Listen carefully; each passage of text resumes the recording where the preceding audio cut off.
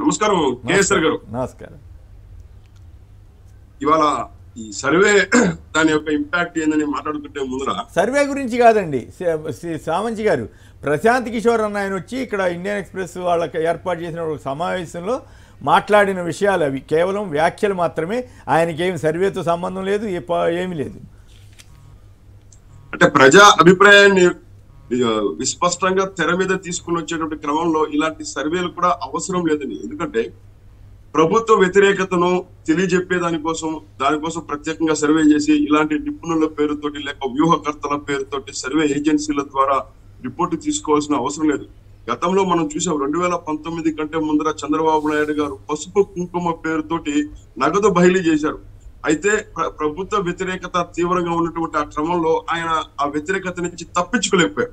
అదే ఇవాళ ఆంధ్రప్రదేశ్ లో కూడా ఈ ప్రశాంత్ వారి యొక్క అభిప్రాయం అవసరం లేదు. ఎందుకంటే గతంలో వైసీపీకి వ్యూహకర్తగా పనిచేసినటువంటి ప్రశాంత్ కిషోర్ తర్వాత అనేక రకాల సర్వేలు రిపోర్ట్లు చేశారు, సొంతంగా పార్టీ పెట్టారు. అనేక సందర్భాల్లో అది వైఫల్యమైంది, కొన్ని సందర్భాల్లో కరెక్ట్ గా ఉండొచ్చు. అయితే ఇవాళ ఆంధ్రప్రదేశ్ లో ఉన్నటువంటి పరిస్థితులకు ఎవరి యొక్క సర్వేలు ఎవరి యొక్క రిపోర్ట్ అవసరం లేదు. ప్రభుత్వం మీద తీవ్రమైనటువంటి వ్యతిరేకత ఉంది.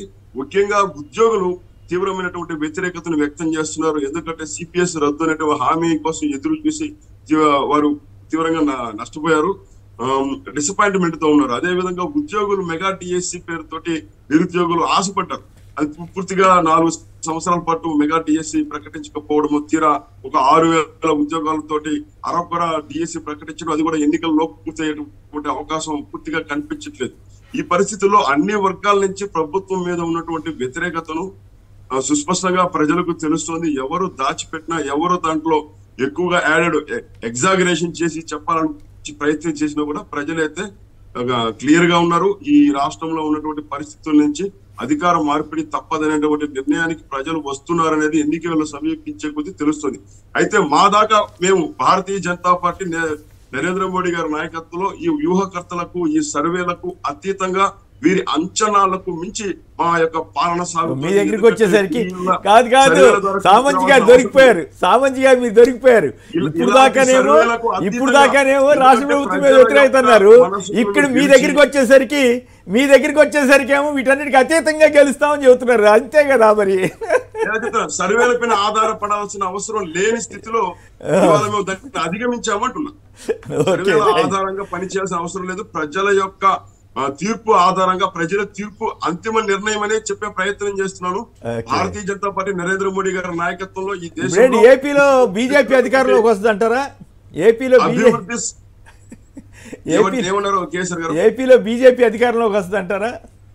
ఖచ్చితంగా బీజేపీ భాగస్వామ్యంతో ఖచ్చితంగా ఎన్డీఏ నేతృత్వంలోనే అధికారంలోకి వస్తామనేటువంటి విశ్వాసంతో మేము పనిచేస్తున్నాము.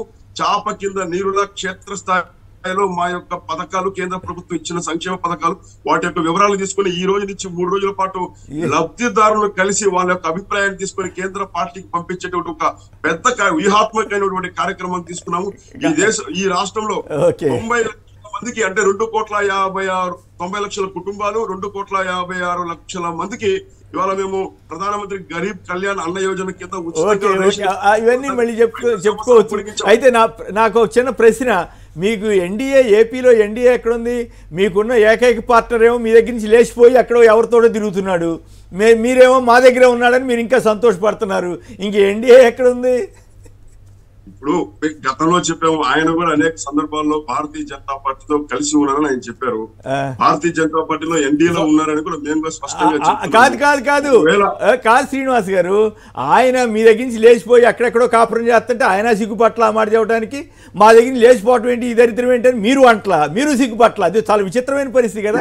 నేను అదే చెప్తున్నా, మీలాంటి సీనియర్ జర్నలిస్టులకు, సీనియర్ విశ్లేషకులకు లేక రాజకీయ పండితులకు కూడా అందని వ్యూహం భారతీయ జనతా పార్టీ యొక్క సొంతం. రానున్నటువంటి కాలంలో మేము తీసుకునేటువంటి నిర్ణయాలు మీ ఎవరి అంచనాలకు, ఊహలకు అందదు.